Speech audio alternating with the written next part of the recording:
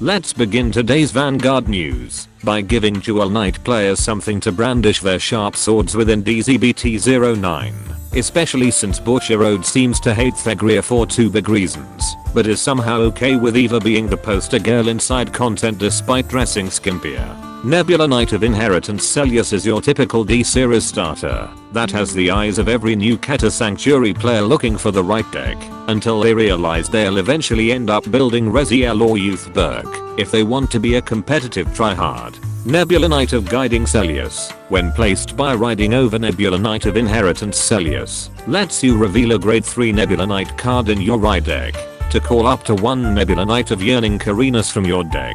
Keta Sanctuary finally has a ride line that works on their grade 1 ride turn.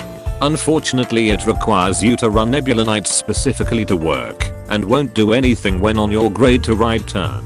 I guess it's the price we pay for the original Tranquilia's sins of being too generic.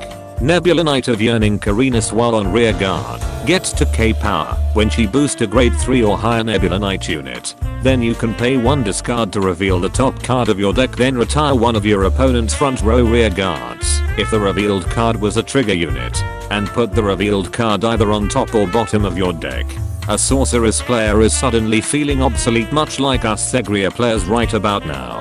The discard cost isn't even a problem when Bradyarch exist. Nebula Knight of Glory Celius when ridden over by a grade 3 Celius card lets you pay 1 Soul Blast to add up to 1 Nebula Knight card from the top 7 cards of your deck. And when she intercepts, she gets 5k shields when your Nebula Knight unit is being attacked. This is basically a better version of Thegria's grade 2 ride line, considering Nebula Knights have more targets and the intercept ability is just icing on the cake. Nebula Knight of Piercing and Carinus when placed on rear guard with a grade 1 Carinus unit lets you pay 1 counter blast if your opponent's Vanguard is grade 2 or higher to call up to 1 grade 3 Carinus card on this unit from your deck. And while on rear guard, she cannot be retired by your opponent's card effects if you have a Nebula Knight Vanguard. The Dual Knight sales pitch wasn't just for show. This card works like the V-Series Dual Knights, where you need to call over her previous version to get some effects. You might also consider this like time leaping the grade 1 Carinus up to her grade 3 form. Nebula Knight of Heroism Carinus when placed on rear guard with a grade 2 Carinus unit lets you call up to 1 grade 1 Carinus card to your back row rear guard from your drop zone. Then you can pay 1 Soul Blast if you have a grade 3 or higher Vanguard to look at the top 2 cards of your deck, then add one of them to your hand, and putting the rest either on the top or bottom of your deck. While on rear guard, she gets 5k power when she attacks while you have a Nebula Knight Vanguard. And while on rear guard at the end of your turn, you must call a grade 2 or lower Nebula Knight card from your drop zone over this card in rest state. So on your grade 2 ride turn, you can potentially have an 18k grade 3 rear guard that's also a Spiral QT Angel clone, and also get back a 10k booster that can retire an opponent's front row rear guard and stack your deck a second time.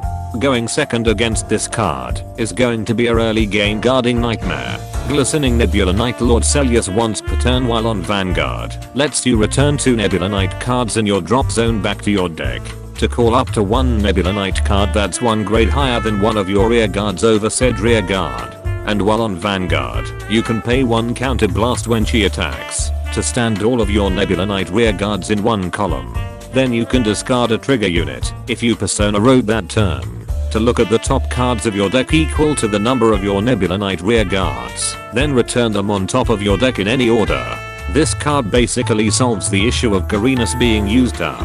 It's a good thing that there's barely any decks that bind cards in the opponent's drop zone these days, otherwise this deck is cooked. And it's funny how this card is everything what Demiurge wanted to do back in the day by simplifying its conditions. On a side note, what is up with Keta Sanctuary always taking stuff from Gear Chronicles?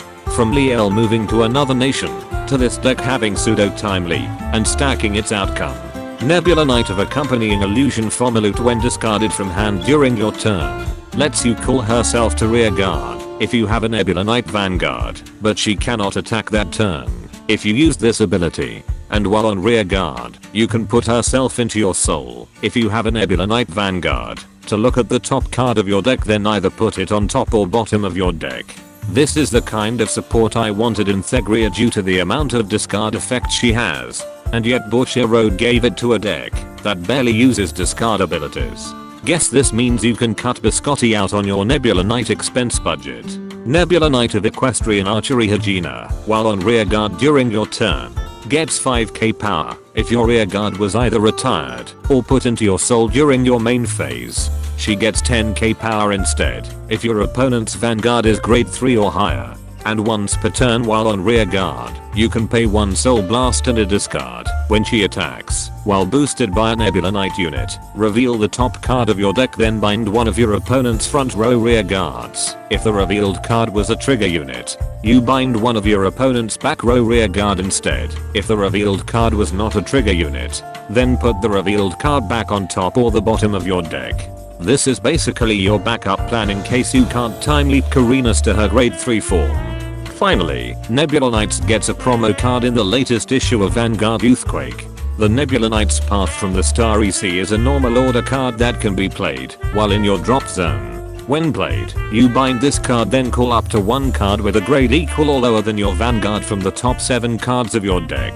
Then you can pay 1 counter blast if you have a Nebula Knight Vanguard to look at the top 3 cards of your deck, then add one of them to your hand. Put one of them on top of your deck and mill the rest, and give 2 of your rearguards 5k power if your opponent's Vanguard is grade 3 or higher. Take note, the first effect of this card is generic and can be used by other Keta Sanctuary decks. If you want to prove that Bushiroad hates Segria, look no further than this card, which is basically a better version of Encouragement of Times Past by making the first effect costless and is usable while in the drop zone. The only downside to this card is it being grade 3 means you can't abuse it with teeth out during the early game, so no Caterpillar shenanigans for Nebula Knights, at least for now. And that concludes this Vanguard news without the bullshit. Special thanks to my Patreon members for continuing to support my content creation. Be sure to subscribe and let me know in the comments if Nebula Knight players are going to get a game lost due to taking so much time stacking their decks.